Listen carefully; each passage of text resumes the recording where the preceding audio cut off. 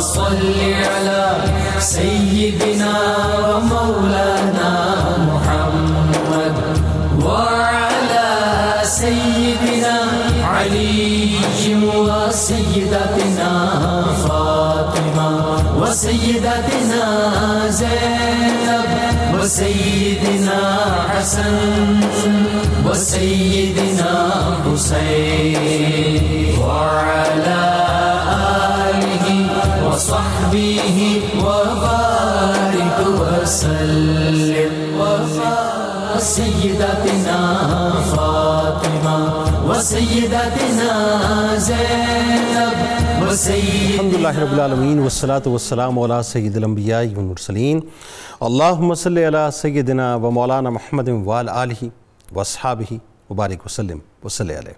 دنیا کے تمام دیکھنے والوں، تمام چاہنے والوں، تمام پیار کرنے والوں کو، اور جہاں جہاں تک اس وقت میری آواز کو سنا اور مجھے دیکھا جا رہا ہے، جنید اقبال کی جانب سے انتہائی محبت کے ساتھ السلام علیکم۔ ایک بار پھر ناظرین، آپ کو پر نور صبح نور کے ساتھ میں خوش آمدید کہتا ہوں، اور آئیے بلا توقف چلتے ہیں حضرت ابو انیس محمد برکت علی علیہ رحمہ کی تالیف اسماء النبی الکریم صلی اللہ علیہ وآلہ وسلم سے رسول اللہ صلی اللہ علیہ وآلہ وسلم کا ایک اسم مبارک پڑھنے اور سننے کی سعادت حاصل کرتے ہیں۔ سیدنا الحاکم صلی اللہ علیہ وآلہ وسلم، ہمارے سردار، حکمرانی فرمانے والے، درود و سلام بھیجے اللہ آپ صلی اللہ علیہ وآلہ وسلم، آپ صلی اللہ علیہ وآلہ وسلم کی آل پاک اور صحابہ کرام رضوان اللہ تعالیٰ علیہم اجمعین پر۔ حضرت انس رضی اللہ تعالیٰ عنہ سے روایت ہے کہ حضور صلی اللہ علیہ وآلہ وسلم نے ارشاد فرمایا کہ اللہ تعالیٰ جس آدمی کو کسی قوم کا نگہبان و حکمران مقرر فرماتا ہے تو قیامت کے دن اس حکمران سے اس کے ماتحتوں کے متعلق سوال کیا جائے گا، یہاں تک کہ اس سے اس کے اہل و عیال کے متعلق بھی سوال کیا جائے گا۔ اس طرح ایک اور روایت میں ہے کہ رسول اللہ صلی اللہ علیہ وآلہ وسلم نے فرمایا کہ اللہ تبارک و تعالیٰ جس کو مسلمانوں کے امور کا نگہبان بنا دے اور وہ ان کی ضروریات و شکایات کو سننے کی بجائے ان کے لیے مشکلات پیدا کرے تو اللہ تبارک و تعالیٰ بھی اسے آزمائش میں مبتلا کرے گا۔ ناظرین کرام، آج کا موضوع انتہائی اہم، بارگاہ بہت عظیم ہے جن کی بارگاہ میں ہم ہدیہ تہنیت پیش کرنے جا رہے ہیں۔ ناظرین، دنیا ان کو مولا کائنات مولا علی کرم اللہ وجہ الکریم کہہ کے پکارتی ہے ناظرین، اور آج موضوع ہے حضرت علی المرتضیٰ شیر خدا رضی اللہ تعالیٰ عنہ بحیثیت مشیر، امیر المومنین، خلیفۃ المسلمین، تاجدار اولیاء، شیر خدا، فاتح خیبر، زوج بطول سلام اللہ علیہا اور ابو الحسنین کریمین رضی اللہ تعالیٰ عنہما سیدنا علی المرتضیٰ کرم اللہ وجہ الکریم، پیارے آقا صلی اللہ علیہ وآلہ وسلم کے چچا زاد بھائی اور چوتھے خلیفہ راشد ہیں۔ خلافت علی منہاج النبوہ کی مدت ناظرین آپ جانتے ہیں کہ 30 برس ہے۔ حضرت سیدنا ابو بکر صدیق رضی اللہ تعالیٰ عنہ کے 2 برس اور 3 ماہ کے دور خلافت، حضرت عمر فاروق رضی اللہ تعالیٰ عنہ کا 10.5 سالہ زمانہ خلافت ہو، یا حضرت عثمان بن عفان رضی اللہ تعالیٰ عنہ کی بطور خلیفہ 12 سال کی خدمات ہو۔ ناظرین، یہ ایک ناقابل تردید حقیقت ہے کہ سیدنا علی کرم اللہ وجہ الکریم اپنے سے پہلے مسند خلافت کو زینت بخشنے والے تینوں خلفاء کے مشیر خاص رہے اور امور حکومت میں پوری دل جمعی سے ان کے ساتھ شریک رہے۔ اس سلسلے میں ان کا کردار ناظرین ہر لحاظ سے انتہائی مثالی ہے۔ آپ خلفائے ثلاثہ کے دور میں مرکزی کابینہ کے رکن تھے، یعنی یوں کہیے کہ سپریم کاؤنسل کے آپ رکن تھے۔ مقدمات میں مشورہ دینا، جنگی اور دفاعی امور میں مشورہ دینا، علمی اور اعتقادی مسائل میں مشورہ دینا، اسلامی سزاؤں کا نفاذ یعنی اس کی امپلیمنٹیشن جیسے ہر میدان میں ناظرین حضرت علی کرم اللہ وجہ الکریم اپنے درست مشوروں اور بہترین رائے کے ذریعے سے ان اکابرین صحابہ کرام رضوان اللہ تعالیٰ علیہم اجمعین کے ساتھ شانہ بشانہ نظر آتے ہیں ناظرین، علیحدہ نہیں بلکہ ساتھ نظر آتے ہیں۔ ناظرین کرام، اب بات یہ ہے کہ میرا دل یہ چاہتا ہے کہ جب میں اس عقیدت کے سمندر میں غوطہ زن ہوں تو فاروق اعظم رضی اللہ تعالیٰ عنہ کے اس گوہر نایاب جملے کے ساتھ غوطہ زن ہوں کہ اگر علی نہ ہوتے تو عمر ہلاک ہو جاتا۔ یہ کوئی اور نہیں کہہ رہا ناظرین، یہ فاروق اعظم رضی اللہ تعالیٰ عنہ فرما رہے ہیں کہ اکابرین صحابہ کرام رضوان اللہ تعالیٰ علیہم اجمعین ایسے اوقات میں پناہ مانگتے تھے جب کوئی مشکل مسئلہ پیش آئے اور اس کے حل کے لیے حضرت علی کرم اللہ وجہ الکریم موجود نہ ہو۔ حضرت ابن مسعود رضی اللہ تعالیٰ عنہ نے فرمایا کہ بے شک علی ابن ابی طالب علیہ السلام کے پاس علم ظاہر بھی ہے اور علم باطن بھی موجود ہے۔ حضرت سعید بن مسیب رضی اللہ تعالیٰ عنہ بیان کرتے ہیں کہ حضرت عمر فاروق رضی اللہ تعالیٰ عنہ اس پیچیدہ مسئلے سے اللہ تبارک و تعالیٰ کی پناہ مانگتے تھے جسے حل کرنے کے لیے ابو الحسن علی ابن ابی طالب علیہ السلام نہ ہو۔ سیدنا صدیق اکبر رضی اللہ تعالیٰ عنہ ناظرین جب خلیفہ بنے تو دین سے حقیقی وابستگی، دورس فہم اور امت مسلمہ صلی اللہ علیہ وآلہ وسلم کو انتشار سے محفوظ رکھنے کے لیے حضرت علی کرم اللہ وجہ الکریم نے فوراً ہی حضرت ابو بکر صدیق رضی اللہ تعالیٰ عنہ کی بلا جبر و اکراہ بیعت کی اور اس کے بعد لمحہ بھر بھی تاجدار صداقت رضی اللہ تعالیٰ عنہ سے الگ نہ ہوئے۔ ان کی اقتداء میں نمازیں ادا کی، ان کی طرف سے مقررہ وظیفے وصول کرتے رہے، یہاں تک ہوا معاملہ ناظرین کہ ان کے لیے کتابت کے فرائض انجام دیتے رہے، مشیر سلطنت کے منصب جلیلہ پر آپ فائز رہے۔ کوئی اہم کام نہیں ہوتا تھا جو مولا کائنات مولا علی کرم اللہ وجہ الکریم کے مشورے کے بغیر ناظرین۔ خلیفہ اول سیدنا صدیق اکبر رضی اللہ تعالیٰ عنہ کے زمانہ خلافت میں بعض قبائل آپ جانتے ہیں ناظرین جنہوں نے زکوٰۃ دینے سے انکار کر دیا تھا اور کفر و ارتداد کے لباس کو اوڑھ لیا تھا۔ حضرت صدیق اکبر رضی اللہ تعالیٰ عنہ نے استفسار فرمایا کہ اے ابو الحسن، اب سوال کن سے ہو رہا ہے؟ مولا کائنات سے، کہ آپ کیا کہتے ہیں؟ حضرت علی کرم اللہ وجہ الکریم نے رائے دی کہ رسول اللہ صلی اللہ علیہ وآلہ وسلم نے ان لوگوں سے جو چیز لی ہے اگر آپ ان سے نہیں لیں گے تو یہ رسول اللہ صلی اللہ علیہ وآلہ وسلم کے طریقے کے خلاف ہوگا۔ یہ سن کر صدیق اکبر رضی اللہ تعالیٰ عنہ نے فرمایا کہ دیگر لوگوں نے مجھے جنگ نہ کرنے کا مشورہ دیا تھا مگر آپ نے یہ کہا ہے تو اب میں ضرور ان کے خلاف جہاد کروں گا۔ بات ناظرین بہت کچھ کرنے کو ہے، وقت بس کم ہے تعارف کے موقع پہ۔ اتنا عرض کر دوں کہ آپ جب حضرت عمر فاروق رضی اللہ تعالیٰ عنہ کا دور آتا ہے تو آپ کے ایک ایک جملے کو ایک ایک فیصلے کو سیدنا عمر فاروق رضی اللہ تعالیٰ عنہ، فاروق اعظم رضی اللہ تعالیٰ عنہ اپنی بات پر فوقیت دیا کرتے تھے۔ آج اس پر بات کریں گے اور اس پر بھی بات کریں گے۔ حضرت عثمان بن عفان رضی اللہ تعالیٰ عنہ، قربان ہو جاؤں آپ پر کہ آپ کا دور آتا ہے تو ایک نائب خلیفہ کی حیثیت سے آپ نے تمام امور کو دیکھا، اور آپ کو یاد ہے ناظرین کہ جب بلوائیوں نے بلوا کیا تھا اور گھیراؤ کیا تھا آپ کے گھر کا تو آپ نے ڈپیوٹ جن کو کیا تھا وہ حسنین کریمین رضی اللہ تعالیٰ عنہما تھے۔ آغاز کرتے ہیں۔ آج بنیادی طور پہ ممتاز پین پاس ناظرین اس وقت موجود ہیں جو کسی تعارف کے محتاج نہیں اور اس ظاہر ہے صبح نور کی رونق ہیں۔ پہلی شخصیت ممتاز صوفی اسکالر محترم جناب ڈاکٹر محمد نوید اظہر صاحب، دوسری شخصیت ممتاز عالم دین محترم جناب علامہ محمد برکاتی صاحب، اور تیسری شخصیت ممتاز اسکالر محترم جناب ڈاکٹر طاہر حمید تنولی صاحب، اور آخر میں ہمارے ساتھ ملک کے معروف شناخواں جناب حافظ محمد ارشد نقشبندی صاحب انشاءاللہ منقبت کا نذرانہ پیش کریں گے۔ آپ تینوں احباب کو میں خوش آمدید کہتا ہوں۔ السلام علیکم۔ ڈاکٹر صاحب آپ سے آغاز کرتے ہیں۔ سب سے پہلے قرآن و سنت کی روشنی میں یا قرآن و حدیث کی روشنی میں جو مشورے کی بنیادی طور پر اہمیت و فضیلت ہے اور ساتھ ساتھ جو مشورہ جو دینے والا ہے اس کے اوصاف، اور اس میں میں چاہتا ہوں کہ مولا کائنات کے حوالے سے ذرا فرمائیے۔ بسم اللہ الرحمن الرحیم۔ قرآن مجید میں امت مسلمہ کے باہمی معاملات کو مشورے پر مبنی قرار دیا گیا ہے۔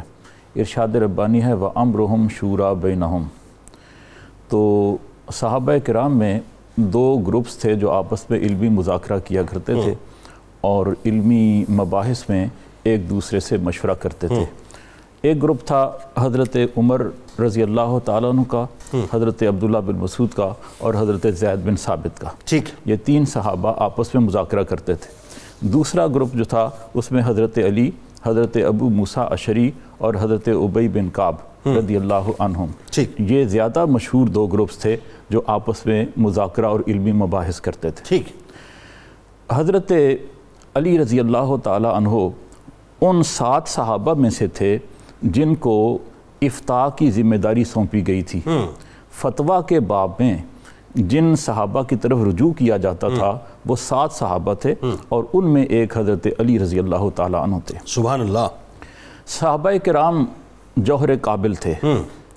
حضور صلی اللہ علیہ وسلم کی صحبت کا کمال یہ تھا کہ جس صحابی میں جو خوبی موجود تھی اس خوبی کو جلا مل گئی تھی۔ کیا بات! سیدنا صدیق اکبر میں صداقت تھی، اسے جلا مل گئی۔ سیدنا عمر فاروق میں عدالت تھی، اسے جلا مل گئی۔ سبحان اللہ۔ سیدنا عثمان غنی میں حیا تھی، اسے جلا مل گئی۔ سبحان اللہ۔ اور سیدنا علی المرتضیٰ میں فہم و فراست زیادہ تھی، اسے جلا مل گئی۔ اور حضور صلی اللہ علیہ وسلم نے خود فرمایا وَأَقْدَاكُمْ علی، تم میں سے قوت فیصلہ کے اعتبار سے سب سے کامل ترین علی المرتضیٰ ہیں۔ سبحان اللہ۔ حضرت معاذ بن جبل کو متمیز کیا تو فرمایا کہ حلال و حرام کا سب سے زیادہ علم رکھنے والے ہیں۔ حضرت ابی بن کعب کی فضیلت بیان کی تو فرمایا قرآنک سائنسز کے سب سے زیادہ ماہر ہیں۔ اور حضرت علی کی فہم و فراست کو اس طرح آپ نے فضیلت کے طور پر بیان کر دیا کہ یہ منصب قضاء کے سب سے زیادہ اہل ہیں۔ سبحان اللہ، سبحان۔ تو صرف خلفائے ثلاثہ ہی آپ سے مشورہ نہیں کرتے تھے بلکہ تمام صحابہ کرام بھی مشورہ کرتے تھے۔ اور حضرت ام المومنین سیدہ عائشہ صدیقہ رضی اللہ تعالی عنہا کے پاس ایک آدمی آیا اور اس نے عرض کیا کہ مسح علی الخفین کے بارے میں مجھے کچھ بتائیے، موضوع پر مسح کرنا۔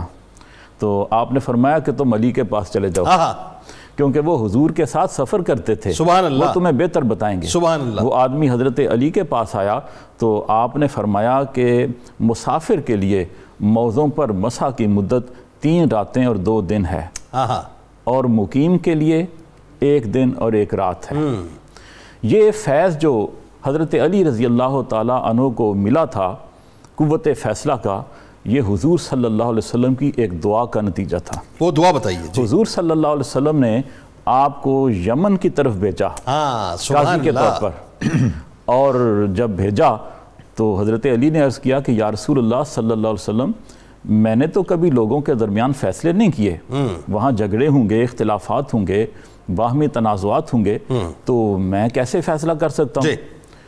تو حضور صلی اللہ علیہ وسلم نے آپ کے سینے پر ہاتھ رکھا اور آپ کے لیے دعا فرمائی، اللہم اہد قلبہ وسدد لسانہ، اللہ، یا اللہ اس کے دل کو نور ہدایت سے معمور فرما اور اس کی زبان کو درست رکھنا۔ حضرت علی عرض کرتے ہیں کہ اس دعا کے بعد، حضور صلی اللہ علیہ وسلم کی اس دعا کے بعد، کبھی مجھے 2 آدمیوں میں فیصلہ کرنے میں دشواری نہیں ہوئی۔ کیا بات ہے۔ علامہ صاحب یہ بتائیے کہ حضرت علی کرم اللہ وجہ الکریم بحیثیت مشیر، یعنی مشیر اول میں کہوں تو غلط نہ ہوگا، خلیفہ اول کے مشیر اول، کیسے دیکھتے ہیں آپ؟ بسم اللہ الرحمن الرحیم۔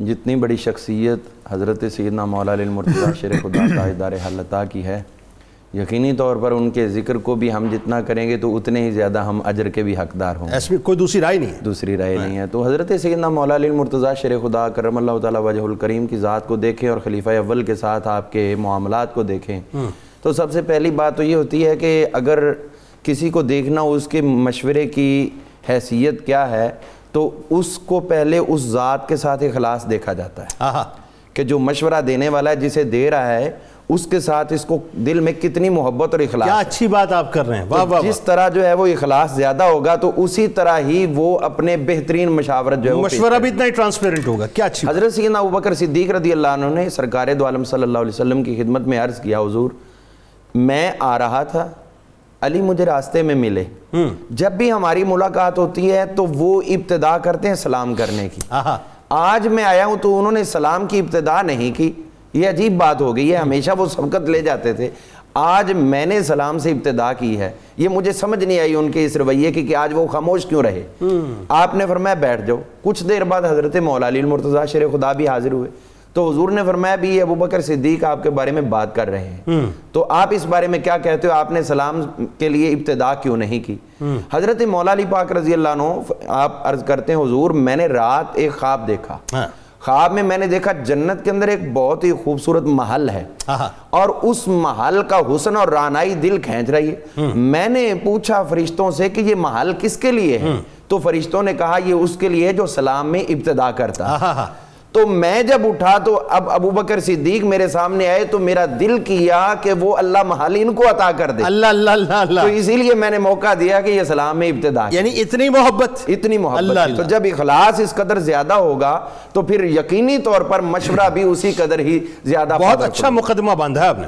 تو اب دیکھیے حضرت سیدنا ابوبکر صدیق رضی اللہ تعالیٰ عنہ آپ کی خدمت میں جب پہلا مسئلہ قرآن پاک کے حوالے سے ہوا جمع قرآن کا، تو آپ نے جو 6 صحابہ اکرام رضوان اللہ علیہ مجمعین کا بورڈ بنایا حضرت زید بن ثابت کی قیادت میں، تو ان سب کو اس بات پہ پابند کیا کہ جب بھی جمع قرآن کے حوالے سے تمہیں کوئی مسئلہ درپیش ہو تو اس کے لیے حضرت مولا علی کی طرف رجوع کرنا ہے۔ اللہ، یعنی جمع قرآن میں بھی مشیر اعظم جو ہیں وہ کسی بھی موقع پر کسی اور کو نہیں مقرر کیا، وہ حضرت سیدنا مولا علی المرتضیٰ شیر خدا۔ اسی طرح حضرت سیدنا ابوبکر صدیق رضی اللہ تعالیٰ جب روم جانے لگے تھے تو اس وقت حضرت مولا علی مرتضیٰ شیر خدا نے منع کیا کہ آپ نہ جائیں بلکہ آپ کسی تجربہ کار آدمی کو وہاں پر بھیج دیں، اور میں آپ کو اس کے ساتھ بشارت بھی عطا کرتا ہوں کامیابی کی۔ اگر آپ اپنی مرضی سے جائیں یا نہ جائیں، یہ بشارت دے رہا ہوں کہ جنگ میں کامیابی ہوگی۔ سبحان اللہ، بلکہ یہاں تک ہوا تھا نا کہ مولا کائنات تلوار لے کے آپ کے پیچھے دوڑے تھے، آپ کی اونٹنی کو روکا تھا۔ تو اب یہ ہوا کہ حضرت ابوبکر صدیق رضی اللہ عنہ رک گئے اور آپ نے اعلان جہاد کیا، لیکن ساتھ ہی کہنے لگے کہ آپ نے جو یہ بات کہی ہے کہ کامیابی، تو یہ آپ نے کیسے کہہ دی؟ تو اس وقت حضرت مولا علی پاک آپ کہنے لگے کہ میں بس شرطوں کا میں تجھے بشارت دے رہا ہوں علی لسان رسول اللہ صلی اللہ علیہ وسلم، حضور کی زبان فیض ترجمان سے، یعنی اس کا مطلب ہے کہ حضور یہ خوشخبری عطا فرما گئے تھے کہ جب یہ حملہ ہوگا تو اس میں کامیابی ہوگی۔ حضرت ابوبکر صدیق رضی اللہ عنہ فوراً کہا کہ جس طرح آپ نے مجھے خوش کیا ہے اللہ تعالیٰ آپ کو بھی اسی طرح خوش اللہ۔ اچھا ایک بات بتائیے، جتنا ظاہر ٹربولنس کا دور تھا، سرکار علیہ السلام نے ظاہری طور پر پردہ فرمایا اور اس وقت پوری امت کو مجتمع کرنا، خلافت کا معاملہ، بیعت کا معاملہ، مولا کائنات مولا علی کرم اللہ وجہ الکریم کا کردار جو ہے بڑا نکل کے آتا ہے سامنے ایز مشیر، اور جو حکمت عملی آپ نے اختیار کی وہ ذرا بتائیے نا۔ اس بارے میں آپ دیکھیے کہ حضرت سیدنا ابوبکر صدیق رضی اللہ تعالیٰ کے حوالے سے جو قرآن پاک کے اندر کچھ مضبوط باتیں بھی موجود تھیں پہلے سے، جس طرح حرمت علیکم الخمر کا معاملہ آیا، تو اس میں یہ ہوا کہ ایک شخص نے شراب پی، تو جب اس کو لایا گیا تو اس نے کہا دور صدیقی میں، اب اس پہ تو دوسری رائے نہیں ہونی چاہیے تھی، قرآن پاک کی نص ہے حرام ہونے کی، تو اب اس نے اس شخص کو لایا گیا تو وہ کہنے لگا کہ مجھے پتہ ہی نہیں تھا کہ شراب حرام ہے، اور میں جس ماحول میں رہتا ہوں، جن لوگوں میں رہتا ہوں وہ شراب پیتے ہیں اور وہ بھی نہیں جانتے کہ شراب حرام ہے۔ تو حضرت ابوبکر صدیق رضی اللہ عنہ نے فوراً حکم دیا کہ اس کو کوڑے لگائے جائیں۔ اب حضرت مولا علی مرتضیٰ شیر خدا جب ساتھ بیٹھے تو فرمانے لگے کہ اب آپ بتائیں بھی اس بارے میں مشورہ دیں کیا کرنا چاہیے۔ آپ نے فرمایا میرا مشورہ یہ نہیں، میرا مشورہ ایک اور ہے۔ کیا؟ آپ فرمانے لگے کہ میرا مشورہ یہ کہ 2 سکہ آدمی اس کے ساتھ روانہ کریں، اور جو مدینہ منورہ کے اندر مہاجرین اور انصار جہاں جہاں بیٹھے ہیں گروہ بنا کر اپنے وہ جو مجالس کر رہے ہیں وہاں اس کو لے جایا جائے اور پوچھا جائے کہ کیا تم میں سے کسی ایک نے اس کو شراب کی حرمت کی کوئی آیت یا کوئی حدیث پڑھ کے سنائی ہے؟ اگر کوئی کہہ دے کہ سنائی ہے تو اسے سزا دی جائے، اور اگر کوئی کہے انکار کر دے، کوئی بھی نہ مانے کہ ہم نے اس کو نہیں سنائی، تو پھر اس سے توبہ طلب کی جائے۔ تو یہی معاملہ ہوا جب جا کے اس کو پیش کیا گیا تو کسی جگہ پر کسی نے کوئی اپنی رائے نہیں دی کہ ہم اس کو سنا چکے ہیں، تو پھر جس کو کوڑے لگنے تھے آپ کے اس مشورے کی وجہ سے اس کی یعنی یہ وہ باتیں ہیں جو آج امت میں رائج ہو گئی، وہ فیصلے، وہ مشاورت، وہ حکمتیں۔ تنولی صاحب ایک بات اور، چونکہ صدیق اکبر رضی اللہ تعالیٰ عنہ کی بھی ایک دور کی بات ہو رہی ہے، میں چاہتا ہوں وہیں رک کر ذرا، چونکہ مشیر اول آپ ہیں، خلیفہ اول آپ ہیں، ایک جو معاملہ ارتداد کا اٹھا، جو ایک فتنہ مانین زکوٰۃ کا اٹھا، اس کو جس انداز سے کنٹرول کیا صدیق اکبر رضی اللہ تعالیٰ عنہ نے، اس میں مولا کائنات کے کردار کے حوالے سے ذرا بتائیے۔ جی ہاں بالکل جی، سیدنا علی مرتضیٰ کا جو کردار ہے نہ صرف سیدنا ابوبکر صدیق کے زمانے میں بلکہ خلفائے ثلاثہ کے زمانے میں ہمیں اس طرح نظر آتا ہے کہ حضرت سیدنا علی مرتضیٰ نے خلافت کو اسٹرینتھن کیا، خلافت کے انسٹیٹیوشن کو مضبوط کیا، خلفاء کو مضبوط کیا، ان کے فیصلوں کو کے اندر مزید جس کو کہتے ہیں ثقافت پیدا کی، اور جو امت کی وحدت تھی، اس سوسائٹی کی وحدت تھی، اور ایک نئے انداز سے ایک آپ دیکھیں کہ اسلامی ریاست جو ہے وہ تشکیل پذیر ہو رہی تھی، اس نئی تشکیل پذیر ہونے والی ریاست کو مستحکم بنیادیں فراہم کی اپنی حکمت سے، اپنی مشاورت سے، اور جو سیدنا علی مرتضیٰ کا انپٹ تھا خلافت کے معاملات کے اندر۔ اس کو بھی اگر آپ دیکھ لیں، جس فتنے کی طرف آپ نے اشارہ کیا، اس فتنے کے ذریعے سے خدا نخواستہ اسلام کے ابتدائی زمانے میں ہی بہت زیادہ اسلامی سوسائٹی جو ہے متزلزل ہو سکتی تھی۔ دونوں صورتوں میں اگر صحیح اقدام نہ کیا جاتا یا اقدام کیا جاتا اور بے احتیاطی کے ساتھ کیا جاتا۔ اب سیدنا علی مرتضیٰ کو دیکھیں، آپ نے دونوں حوالوں سے ایسی مشاورت دی جس سے وہ سارے کے سارے اقدامات ایک ٹھوس نتائج تک جا کے پہنچے۔ یعنی یہ طے ہے تاریخی اعتبار سے کہ خلیفہ اول کے مشیر اول آپ ہی تھے؟ اس میں تو دوسرا کوئی کلام نہیں کیا جا سکتا، کیونکہ اس پہ دیکھیں تاریخ ہمیں یہ بتاتی ہے کہ جس وقت بھی مشاورت ہوتی تھی، تاریخ یعقوبی نے لکھا، بہت اور مورخین نے بھی لکھا، جس وقت مشاورت ہوتی تھی، جو اب یہ آپ بار بار ایک لفظ استعمال فرما رہے ہیں نا مشیر اول، تو مختلف صحابہ رائے دیتے تھے، اور جب رائے مختلف ہو جاتی تھی تو جس رائے پہ عمل کیا جاتا تھا وہ سیدنا علی مرتضیٰ کی رائے ہوتی تھی۔ اللہ، یعنی ویٹو آپ کے پاس ہوتا تھا؟ ویٹو آپ کے پاس، کیونکہ سارے صحابہ یعنی تینوں خلفاء اس بات کے اوپر کنونس تھے کہ جتنا آپ صلی اللہ علیہ وسلم نے سیدنا علی مرتضیٰ کی رائے کو صائب قرار دیا اتنا کسی اور کی رائے کو نہیں دیا. اب دیکھیں دو عرابی آئے حضرت عمر فاروق کے پاس کوئی مسئلہ لے کے, تو آپ نے ان کو سیدنا علی مرتضیٰ کے پاس بھیج دیا. انہوں نے کہا امیر المومنین آپ ہیں اور آپ ہمیں وہاں بھیج رہے ہیں. تو آپ نے ارشاد فرمایا تم نے کیا بات کی, تمہیں پتہ ہے کہ آپ صلی اللہ علیہ وسلم نے ان کے بارے میں کیا کہا؟ آپ صلی اللہ علیہ وسلم نے ان کو تمام اہل ایمان کا مولا کہا, آقا کہا. اللہ, جن کے وہ مولا نہیں ہے وہ صاحب ایمان ہی نہیں ہے. میں اس لیے تمہیں وہاں بھیج رہا ہوں. اللہ اللہ اللہ. بلکہ یہاں تک کہ جب سیدنا عمر فاروق مشورہ لیتے سارے صحابہ بیٹھے ہوتے, جو ان کی کونسل تھی, ایڈوائزری کونسل تھی, جس میں کوئی بھی بڑا قومی معاملہ آتا وہ ڈسکس ہوتا, جب وہ سیدنا علی مرتضیٰ سے مخاطب ہوتے تو عمر فاروق کے الفاظ یہ ہوتے, علی آپ فرمائیے, آپ ہم میں سب سے زیادہ صاحب علم ہیں. اللہ اللہ. اور آپ کی رائے کو آپ صلی اللہ علیہ وسلم نے سب سے زیادہ اہمیت دی ہے. اچھا یہ بھی تاریخی حقیقت ہے. ذرا تنولی صاحب اس پہ کلام فرمائیں. پھر سیدنا عمر فاروق رضی اللہ تعالیٰ عنہ کے دور پہ باقاعدہ بات کرتے ہیں کہ آپ اپنی رائے کو پیچھے کرتے تھے اور مولا کائنات کی رائے کو جو فوقیت دیا کرتے تھے اپنی رائے پہ. ایسے ہی تھا؟ دیکھیں جی, خلفائے راشدین کا تو طریق یہ تھا کہ وہ مشاورت پہ چلتے تھے. ٹھیک ہے نا. جیسے ابھی فتنہ ارتداد کا ذکر ہوا تو جب سیدنا علی مرتضیٰ نے یہ مشورہ دیا کہ اس فتنے کا کلا کما کرنا چاہیے, ٹھیک ہے, اس فتنے کو روکنے سے آپ نہ رکیں, تو آپ نے اقدام کیا. اور جب سیدنا ابوبکر صدیق خود جانے لگے تو آپ نے ان کو روک دیا کہ آپ خود نہ جائیں. وہ جو میں نے عرض کیا نا کہ آپ نے اس پوری اس فتنے کے اندر مشورہ ایسا دیا کہ اس کے اوپر خلافت نے فیصلہ بھی کیا اور ایسے انداز سے فیصلہ کیا جس کے نتیجے میں پازیٹیو رزلٹ سامنے آئے. اچھا, اس میں اب ایک واقعے پہ آ جاتے ہیں کہ بیت المقدس کی جب فتح کی بات آ رہی ہے, اس میں جب حضرت ابو عبیدہ بن جراح رضی اللہ تعالیٰ عنہ نے وہاں سے خط لکھا اور طلب فرمایا کہ جی آ جائے, محاصرہ ہوا ہوا قلعے کا, تو یہاں سے مشاورت کچھ اور تھی صحابہ کی, لیکن مولا کائنات کے جملے کچھ اور تھے. ذرا وہ واقعہ بتائیے کیا تھا؟ دیکھیں جی, اب جب فیصلہ ہوا سیدنا عمر فاروق کے معاملات جو تھے, ایکچولی ایسا ہے کہ یہ سارے کا سارا جو معاملہ تھا بیت المقدس کی فتح کا, اب ظاہر یہاں سے ایک نئے دور کا آغاز ہونا تھا, ایک نیا معاملہ شروع ہونا تھا. تو سیدنا عمر فاروق نے جانے کا فیصلہ کیا اور وہاں جا کے ایک ٹیک اپ کرنا تھا نا پورے بیت المقدس کو. اور بلکہ یہاں کا ایک بڑا اہم پہلو یہ ہے جی بتائیے کہ جس وقت عمر فاروق نے جانے کا فیصلہ کیا فلسطین کو, تو اپنی عدم موجودگی میں جو اختیار تھا حکومت کا سیدنا علی مرتضیٰ کو سونپ کے گئے, سیدنا علی مرتضیٰ کی سپورٹ کر کے گئے اختیار. یعنی سیدنا علی مرتضیٰ کا جو کردار تھا مشاورت کے اندر, بلکہ اس سے پہلے آپ دیکھیں جب عراق کی زمینیں فتح ہوئیں وہ معاملہ بھی آیا, مشورہ ہوا, تو یہ طے پایا, سب نے یہ مشورہ دیا کہ یہ زمینیں جو فوج ہے جس نے یہ علاقہ فتح کیا اس پہ تقسیم کر دیا جائے. ٹھیک ہے. تو سیدنا علی مرتضیٰ کا مشورہ بالکل مختلف تھا. آپ نے فرمایا آپ یہ زمینیں فوج میں تقسیم کرنے کے بجائے ان کو بیت المال کا حصہ بنائیں, اس کی آمدنی بیت المال میں جمع کریں, ٹھیک ہے, تاکہ وہ امت کی فلاح پہ خرچ ہو, حتیٰ کہ آنے والی نسلوں کی فلاح پہ خرچ ہو. اچھا, اب عمر فاروق نے اس کے مطابق فیصلہ کیا اور وہ ساری کی ساری آمدنی جو تھی وہ بیت المال میں جمع کروائی. اور یہی صورتحال آگے جو ایران کی فتوحات ہوئی اس میں بھی یہی صورتحال ہوئی, وہاں سے جو سرمایہ آیا اس کے لیے بھی سیدنا عمر فاروق نے حضرت سیدنا علی مرتضیٰ نے یہی مشورہ دیا. اور آپ کے مشورے کے نتیجے میں حضرت عمر فاروق نے ایک پورا سسٹم قائم کیا جس میں آنے والی دولت کا ریکارڈ رکھا گیا, تقسیم ہونے والی دولت کا ریکارڈ رکھا گیا, اور ایک دن مقرر کیا گیا جس دن آنے والے جتنی دولت تھی وہ سرمایہ تھا وہ سارے کا سارا عوام الناس میں تقسیم کیا جاتا. اچھا ڈاکٹر صاحب یہ بتائیے, ایک تو محکمہ افتاء کا قیام, اس سپریم کونسل میں مولا کائنات کی شمولیت, حضرت عمر فاروق کے دور کی اسپیسیفک اس وقت بات ہو رہی ہے. 3-4 واقعات ہیں, میں چاہتا ہوں اس پہ جو ہے آپ علماء کرام کلام فرمائیں. پھر اسی طرح سے جو مارکہ نہاون تھا اس میں آپ کو روکنا, نہ جانے دینا خلیفہ کو, تو یہ ذرا بتائیے کہ یہ بنیادی طور پر جو حکمت تھی مولا کائنات کی, اس کو منوان جو ہے وہ فالو کیا سیدنا عمر فاروق رضی اللہ تعالیٰ عنہ.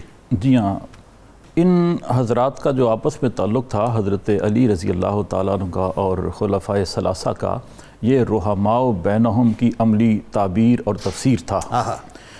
حضرت علی نے ان کی خلافت کو دل و جان سے تسلیم کیا اور خلفائے ثلاثہ نے اس وقار اور اعتبار کو قائم رکھا جو حضرت علی کے بارے میں حضور صلی اللہ علیہ وسلم نے قائم کیا تھا.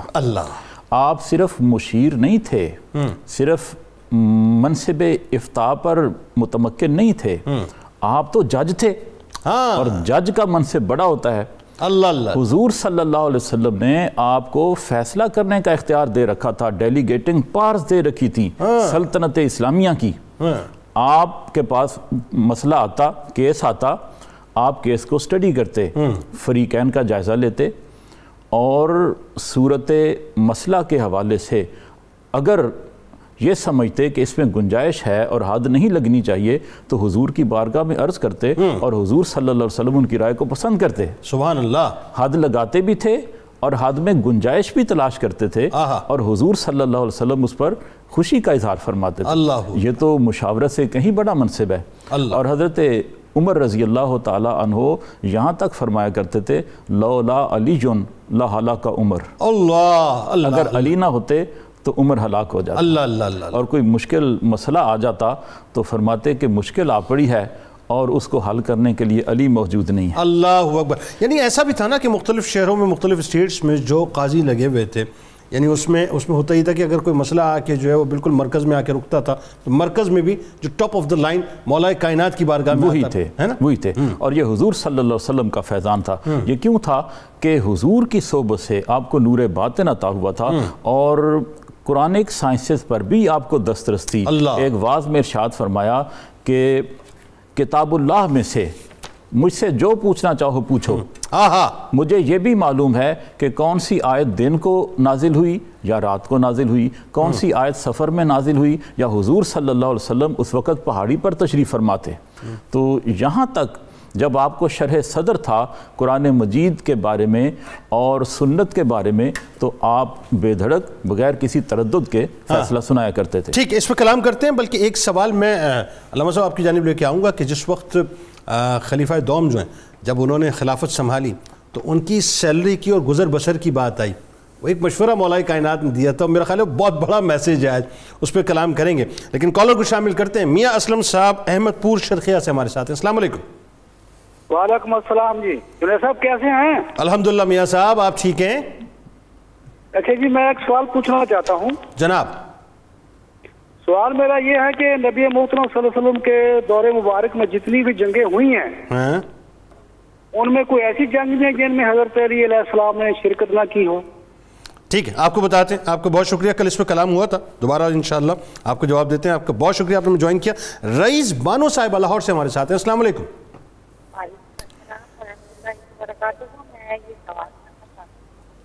میری بہن آپ کے ایک تو یہ کہ تھوڑا سا لاؤڈ بولیے اور غالباً اگر ٹی وی کی آواز کھلی ہوئی تو اس کو بند کر دیجیے.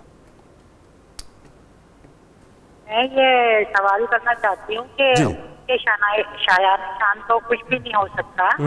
آج کل کے وقت کو دیکھ کر اور اس وقت کو دیکھ کر کیا کر سکتے ہیں ہم کہ یہ کس طرح درست ہو سکتا ہے معاشرہ؟ ان کے جو مشورات, ان کی حکومت, ان کا بھاگ دوڑ کو سنبھالنا, بہت اچھا پر نظر عنایت رکھنا, تو یہ آج دیکھتے ہیں تو معاشرہ تو بہت بگڑ چکا ہے. کیا کرنا چاہیے, کیا دعا کریں, کیا کریں؟ ٹھیک ہے, بالکل آپ کو بتاتے ہیں. بالکل آپ کو بتاتے ہیں. بہت شکریہ, آپ نے جوائن کیا. ایک اور کالر ہمارے ساتھ ہیں. السلام علیکم. السلام علیکم. وعلیکم السلام سر, میرا نام سید احسن رضا ہے, میں راولپنڈی سے بات کر رہا ہوں. جی جناب سید صاحب فرمائیے. سر میرا ایک مولا کائنات کا دن ہے کل, تو میرا یہ کوشچن تھا کہ اس پہ تھوڑی سی روشنی ڈالی جائے کہ آپ مولا علیہ السلام کا یہ دعویٰ تھا کہ پوچھو قبل اس کے کہ میں دنیا میں نہ رہوں, میں زمین کی نسبت آسمان کے رستوں سے زیادہ واقف ہوں. اگر اس پہ تھوڑی سی روشنی ڈالی جائے تو ٹھیک ہے, بالکل آپ کو بتاتے ہیں. آپ کا بہت شکریہ, آپ نے ہمیں جوائن کیا. جناب تو آئیے مل کر چلتے ہیں سرکار مدینہ صلی اللہ علیہ وآلہ وسلم کی بارگاہ اقدس میں سرکار علیہ السلام پر, سرکار علیہ السلام کی آل پاک پر درود پاک کا نذرانہ بھیجتے ہیں.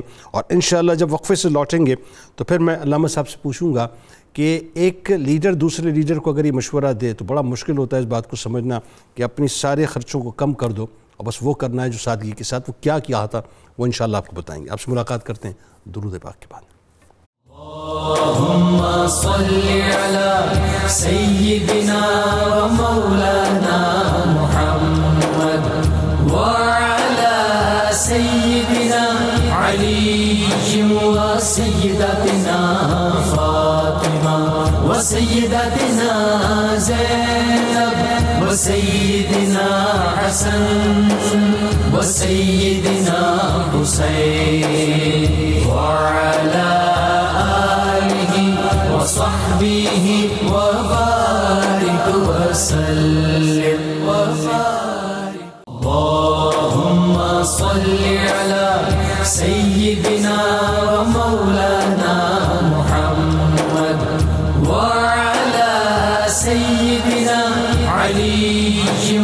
وسيدتنا فاطمة وسيدتنا زينب وسيدنا حسن وسيدنا حسين وعلى آله وصحبه وبارك وسلم وسيدنا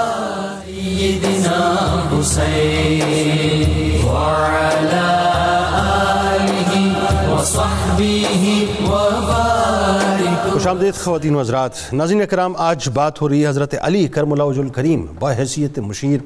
اتنا کمال موضوع ہے ناظرین کہ یہ جو اس وقت محبتوں کی باتیں جا رہی ہیں خلفاء اربعہ کے حوالے سے، کہ یہ چاروں ایک ہیں ناظرین، مختلف رنگ نہیں ہیں، ایک ہی رنگ ہیں، ایک ہی رنگ کے حصے ہیں. آئیے بات کو وہیں سے جاری کرتے ہیں کہ ایک تو یہ کہ آپ کے پاس جو سوال آیا اس میں علامہ صاحب کہ جس جنگ میں آپ نے شرکت نہیں فرمائی ذرا وہ بتائیے. جنگ تبوک میں حضور صلی اللہ علیہ وسلم نے خود روکا تھا ان کو، اپنا نائب بنایا تھا اور فرمایا تھا تیری مجھ سے وہی نسبت ہے جو حضرت موسیٰ علیہ السلام سے حضرت ہارون کی ہے، اللہ یہ کہ میرے بعد کوئی نبی نہیں. بالکل ٹھیک ہے. اچھا، کس طرح سے ہم عمل کر سکتے ہیں آپ کی حیات طیبہ، آپ کے اقوال؟ جی، اس دور میں عمل کرنے کے لیے سب سے پہلے تو اپنے اندر اخلاص ہونا چاہیے. جب اخلاص ہوگا تو پھر اللہ تعالیٰ سارے رستے آسان کر دے. ٹھیک. اور پوچھو یہ آپ کا ہی جملہ ہے اور آپ کے بعد حضرت سیدنا امام جعفر صادق رضی اللہ عنہ کا جملہ ہے. آپ نے کئی مرتبہ یہ فرمایا سلونی سلونی اما شئتم، اور کئی دفعہ فرمایا سلونی اما دون العرش، عرش کے نیچے سے جو تمہارا جی چاہتا ہے وہ مجھ سے پوچھ لو، یہ آپ ہی کا شرف. اچھا، اب آئیے صرف کہ جب فاروق اعظم رضی اللہ تعالیٰ عنہ ظاہر آپ نے منصب خلافت سنبھالا تو اب مختلف، چونکہ آپ ظاہر کاروبار مملکت میں، کاروبار سلطنت میں لگ گئے تھے، مختلف رائے آ رہی تھی، تو اس میں مولا کائنات مولا علی کرم اللہ وجہ الکریم نے ایک رائے دی کہ آپ کی سیلری اتنی ہو کہ 2 وقت کا آپ کو کھانا جو ہے وہ پورا ہو جائے. کمال بات یہ ہے کہ میں اس جملے کو سننے کے اور پڑھنے کے بعد جو ہے بڑا اشش کر اٹھتا ہوں کہ آپ نے یہ نہیں فرمایا کہ کیا مشورہ ہے جی، اب تو اتنی بڑی سلطنت ہے اور مجھے ایکسپینشنز کرنی ہے، اب تو ذرا میری لگژریز ہو، فیسلٹیز ہو. آپ نے فرمایا بہت اچھا مشورہ ہے اور میں اسی پہ عمل کروں گا جو حضرت علی رضی اللہ تعالیٰ نے فرمایا. کیا فرمائیں گے اس پہ؟ میں یہ کہنا چاہتا ہوں سب سے پہلی بات تو یہ دیکھیں کہ حضرت مولا علی پاک رضی اللہ عنہ مشورہ دے کس کو رہے؟ حضرت عمر فاروق کو، جو راستے میں چلتے ہوئے زمین پہ سو جایا کرتے، اللہ اکبر، جن کا پہلے اخلاص کی انتہا ہے، جو اپنی حکومت سے کسی قسم کا ایک ذرہ اور حبہ تک جو ہے وہ مفاد نہیں لینا چاہتے، اور جب وصال ہوتا ہے، شہادت ہوتی ہے حضرت عمر فاروق رضی اللہ عنہ کے، تو مقروض ہوتے ہیں. ٹھیک، یعنی ان کو یہ مشورہ دے رہے ہیں کہ اور بھی اخلاص پیدا کریں. تو آج کل تو دیکھنا چاہیے کہ ہمارا کیا. اچھا، اس میں آپ دیکھیں جنید صاحب، یہ جو نمرود نے کہا تھا انا ربکم الاعلی، کیا میں تمہارا رب نہیں ہوں؟ اسی طرح اس نے سجدے کروائے، فرعون نے کروائے. ان کو نہیں پتا تھا کہ ہم انسان ہیں. ہاں بالکل صحیح، ہمیں تکلیف بھی ہوتی ہے، ہمیں معاملات کرنے، کیا رب ہم ہونے کی ایک بھی چیز ہم میں ہے؟ یہ اصل میں جو مشیر تھے انہوں نے دماغ خراب کیا. انہوں نے بڑھا چڑھا کر اتنا اوپر لے گئے کہ ان کے دماغ کو انہوں نے زمین پہ رہنے ہی نہیں دیا، ان کو ربوبیت کے اظہار تک، مطلب ان کے مشیر ہم، ہمارے مشیر تم. جی، یہ وہی بات کہنا چاہ رہا ہوں کہ یہ جو ادھر ہمارا چل رہا ہے سلسلہ خلافت راشدہ کا، اس میں ہمیں جا بجا یہ نظر آتا ہے کہ جو خلیفہ راشد ہے وہ ہماجت خوبیوں کا حامل ہے، اور ان کے ارد گرد بھی جو لوگ ہیں، خصوصاً حضرت مولا علی پاک رضی اللہ عنہ، یہ بھی ان کو اگر کہیں کوئی اپنی نظر میں دیکھتے ہیں اصلاح کی یا مشورے کی، تو پھر بعض دفعہ بغیر طلب کیے بھی مشورہ دے دیتے. اچھا، ایک اور بات بتائیے، ایک اور مسئلہ آیا، وہ جو شراب کی حرمت کا معاملہ آیا، اس میں جو 80 کوڑوں کی سزا، ذرا وہ بھی تو بتائیے. کہ صلی اللہ علیہ وسلم کے دور میں یہ تھا کہ گنتی نہیں کی جاتی تھی بھی کتنا مارا جائے، کوئی تھپڑ مارتے، کوئی مکے مارتے، کوئی ڈنڈے مارتے. جب حضرت ابو بکر صدیق رضی اللہ عنہ کا دور آیا تو آپ نے پھر شراب پینے کی سزا جو ہے وہ 40 کوڑے رکھی. لیکن جب حضرت عمر فاروق رضی اللہ عنہ کا دور آیا تو پھر آپ نے حضرت مولا علی پاک سے جب مشورہ کیا تو آپ نے فرمایا کہ اس کو 80 کوڑے مارے جائیں. تو آپ نے فرمایا بھی یہ پہلے تو 40 لگتے تھے، کاؤنٹنگ موجود تھی، تو آپ نے یک لٹ ڈبل کیسے کر دی؟ توجہ بڑی اچھی. تو انہوں نے اس وقت آپ نے یہ جواب دیا تھا حضرت عمر فاروق رضی اللہ عنہ سے. آپ عرض کرتے ہیں جناب میں اس لیے کہہ رہا ہوں کہ جو شراب پیے گا وہ پھر مدہوش بھی ہوگا، جو مدہوش ہوگا ہذیان بکے گا، اس میں الزام تراشی کرے گا، اور جب وہ الزام تراشی بہتان تراشی کرے گا تو اس کی سزا اللہ تعالیٰ نے قرآن پاک میں جو ہے وہ 80 کوڑے رکھ دی ہے. تو اسی سے ڈائریکٹ استدلال کر کے آپ نے اس کی سزا بتائی اور حضرت عمر فاروق نے وہ نافذ فرمائی. اسی طرح 3 موقع ایسے تھے. حضرت عمر فاروق رضی اللہ عنہ دیکھیے، یہ نہیں کہ کوئی لوگ ذہن میں سوچیں خدا نہ خواستہ حضرت عمر نے ان پہ عطائیں کر دیں، یہ کر دیا، وہ کر دیا، اور پھر وہ اخلاص سے مشورہ دیتے تھے. نہیں، 14 ہجری کے اندر حضرت عمر فاروق رضی اللہ تعالیٰ عنہ عراق خود جانا چاہتے تھے، ٹھیک ہے، لیکن حضرت مولا علی پاک نے جانے سے روکا. ٹھیک ہے. 15 ہجری میں حضرت عمر فاروق یہ مارکہ نہاون کی بات کر رہے ہیں آپ؟ نہیں وہ الگ تھا, وہ ایران میں ہے. اچھا, اس کے بعد جو ہے حضرت عمر فاروق رضی اللہ عنہ 15 ہجری میں روم میں جانا چاہتے, 13 میں تو حکومت سنبھالی اور 14 اور 15 کی بات کر رہے ہیں, اس میں بھی آپ نے ان کو روکا. اور آپ کی اسٹریٹجی کیا تھی کہ حالات باہر جو مرضی ہو جائیں, کیپٹل جو ہے دارالحکومت وہ خلیفہ وقت کے وجود سے خالی نہیں ہونا چاہیے. یہ نہاون کے موقع پہ جملے تھے یہ نہاون کے. اور اس کے بعد دیکھیے کہ جب حضرت عمر فاروق رضی اللہ عنہ چلے گئے ان کو پیچھے اپنا جانشین بنا کر فلسطین کی طرف مسجد اقصیٰ کے حصول کے لیے, بیت المقدس کے, تو اس وقت تو یہ آل ان آل ہو گئے تھے, تو چاہتے تو پھر بغاوت بھی کر سکتے تھے, چاہتے تو انہاں نے حکومت مستقل رکھ سکتے تھے, لیکن اس کے باوجود جیسے ہی حضرت عمر فاروق واپس آئے آپ اس سیٹ سے پیچھے ہٹے ہیں حضرت عمر فاروق رضی اللہ عنہ. اچھا, اب آئیے حضرت عثمان بن عفان رضی اللہ تعالیٰ عنہ کا دور, فرشتے جن سے حیا فرماتے تھے, یعنی کتنی ان کے بارے میں کہا جاتا ہے کہ آپ اس دور میں نائب خلیفہ کی حیثیت سے رہے اور نائب خلیفہ کی حیثیت سے کردار ادا کرتے رہے, بتائیے. جی بالکل جی, جس طرح پہلے 2 خلفاء کے زمانے میں تھا, حضرت عثمان غنی کے زمانے میں بھی سیدنا علی مرتضیٰ کا کردار جو تھا انتظامی معاملات میں, قانونی معاملات میں, دفاع کے معاملات میں, سب معاملات میں اتنا ہی نمایاں رہا, اتنا ہی اہم رہا, اتنا ہی وائٹل رہا جتنا کہ پہلے 2 ادوار میں تھا. اور جو سب سے اس دور کا سیدنا عثمان غنی کے زمانے کا جو سب سے آزمائش کا دور تھا, شورش کا دور تھا, اس دور میں بھی آپ نے اس شورش کو دبانے میں, اس کو ختم کرنے میں اپنا کردار پورا ادا کیا. سیدنا عثمان غنی کو ایسے مشورے دیے جن پر عمل درآمد کی صورت میں یہ شورش بڑی حد تک فرو ہو سکتی تھی.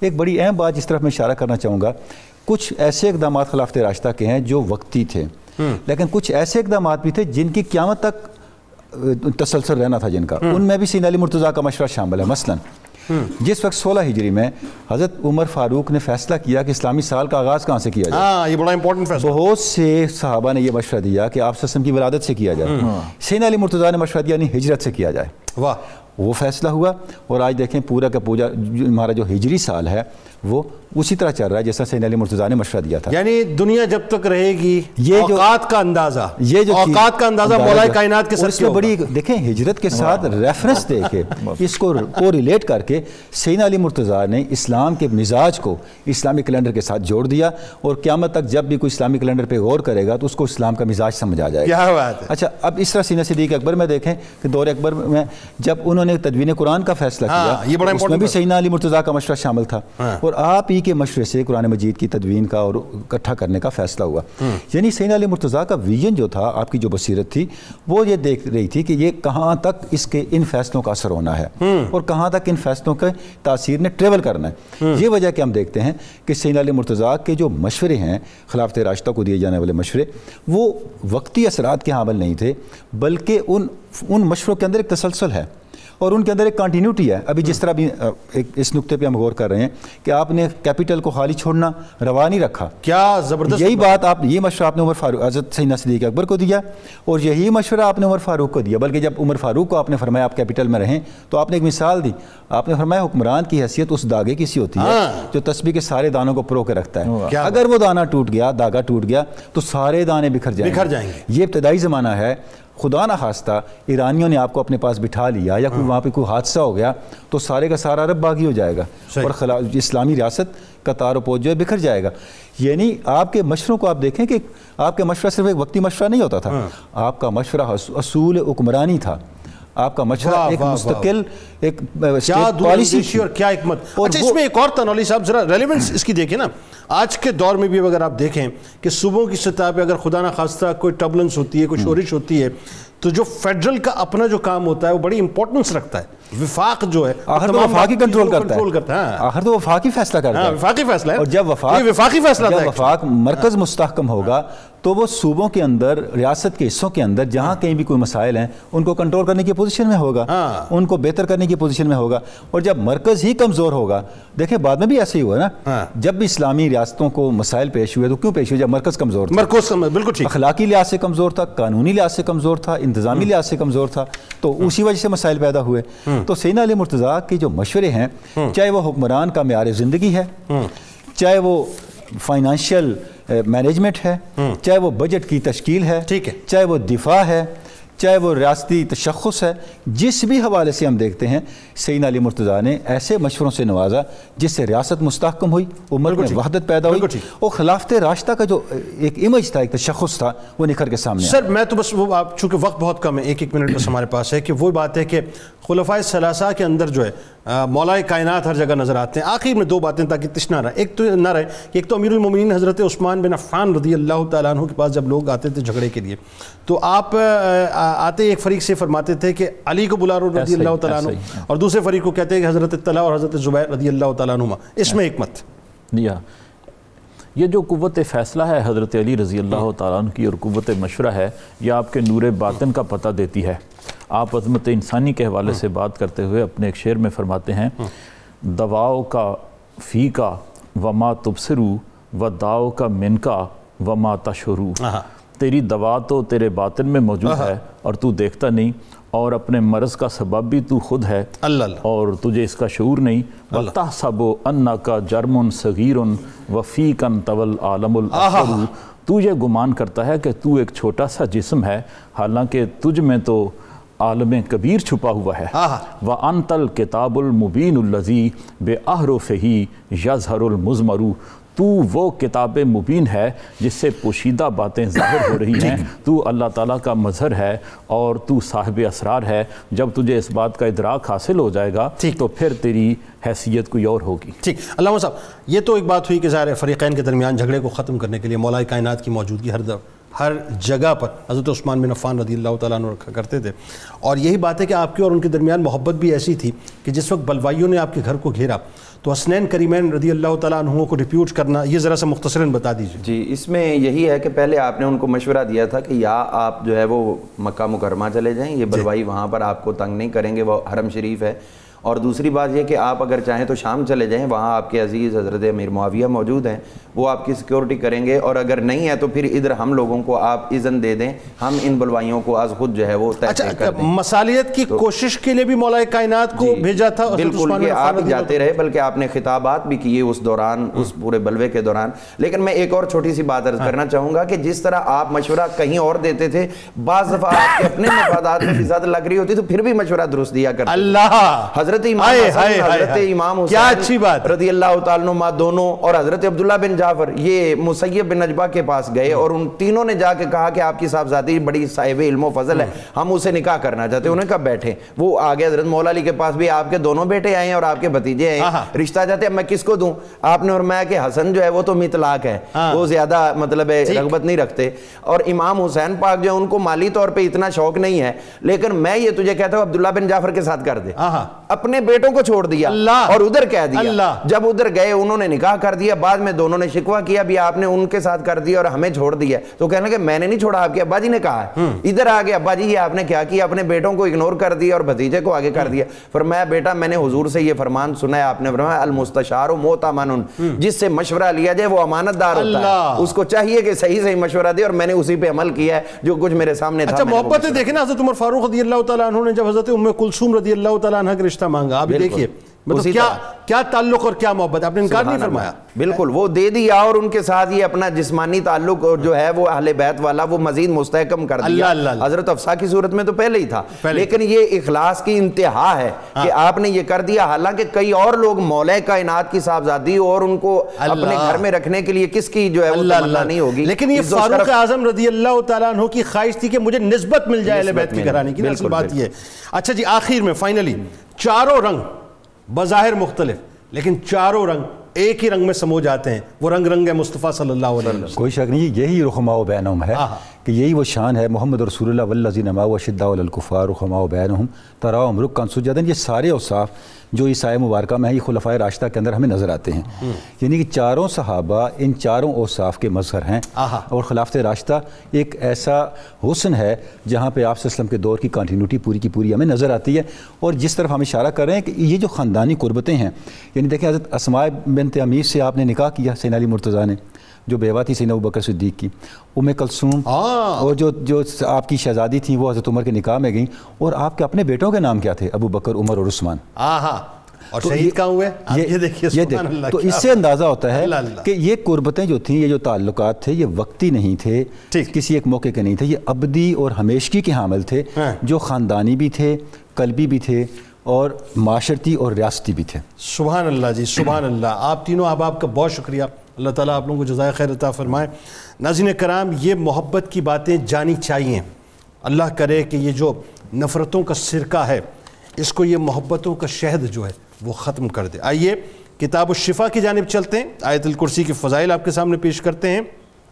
جو شخص کسی مشکل میں مبتلا ہو، کسی دشمن کا خطرہ ہو یا حاسدین کے حسد سے بچنا چاہے تو 11 بار آیت الکرسی پڑھے اور اپنے تمام امور اللہ کے سپرد کر دے. بس اللہ تعالیٰ ہر کام میں انشاءاللہ آسانی فرمائے گا. سیدنا علی کرم اللہ وجہ الکریم کا قول مبارک ہے کہ مجھے اس شخص پر بڑا تعجب ہوتا ہے. بہت توجہ سے سنیے صاحب. فرماتے ہیں کہ مجھے اس شخص پر بڑا تعجب ہوتا ہے جو اللہ تعالیٰ سے بخشش کی امید تو رکھتا ہے لیکن اپنے ماتحتوں پر رحم نہیں کرتا. یہ باسس کے لیے جملہ ہے. اللہ تعالیٰ دنیا بھر میں جہاں جہاں اس وقت لوگ جن کے ہاتھوں کے نیچے لوگ کام کر رہے ہیں ان کو عطا فرمائے کہ نیچے والوں کا ہمیں کیسے خیال رکھنا ہے. روزنامہ 92 نیوز میں آج آپ مضمون پڑھ سکتے ہیں حضرت علی کرم اللہ وجہ الکریم بحیثیت مشیر کے کیا ہیں. ناظرین کرام، ٹویٹر پہ ہمیں ضرور فالو کیجئے، فیس بک پیج پہ ہمیں ضرور لائک کیجئے اور یوٹیوب چینل کو سبسکرائب کر کے بیل آئیکن کو ضرور کلک کر لیجئے. انشاءاللہ مل کے نعرہ لگائیں گے. آپ وہاں موجود ہیں، ہم یہاں موجود ہیں، ببانگ دھول نعرہ لگائیں گے. ہمارے ساتھ اس وقت ملک معروف سناخواں جناب حافظ محمد ارشد نقشبندی صاحب تشریف فرمائیں جو انشاءاللہ منقبت کا نذرانہ پیش کریں گے. اس دعا، اس امید، اس یقین کے ساتھ اجازت دیں کہ لا یؤمن احدکم حتی اکون احب الیہ من والدہ وولدہ والناس اجمعین. اللہ تعالیٰ آپ کا، ہمارا، ہم سب کا، پاکستان کا اور امت مسلمہ کا حامی و ناصر و آمین. پاکستان کا مطلب کیا؟ لا الہ الا اللہ محمد رسول اللہ صلی اللہ علیہ وآلہ وسلم.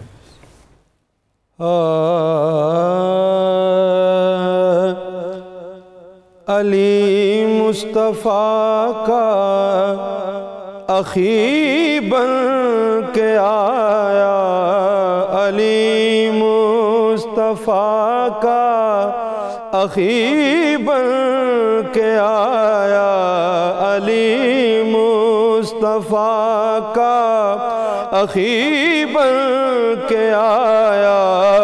وہ مشکل کشا وہ ولی بن کے آیا، وہ مشکل کشا وہ ولی بن کے آیا، علی مصطفیٰ کا.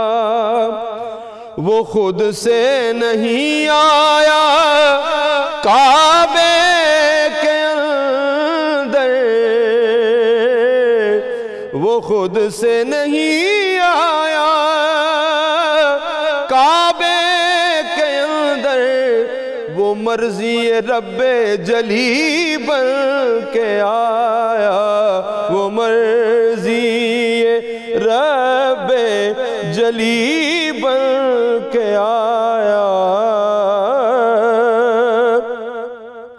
تھا ہارون موسیٰ کا جیسا ہی ویسے،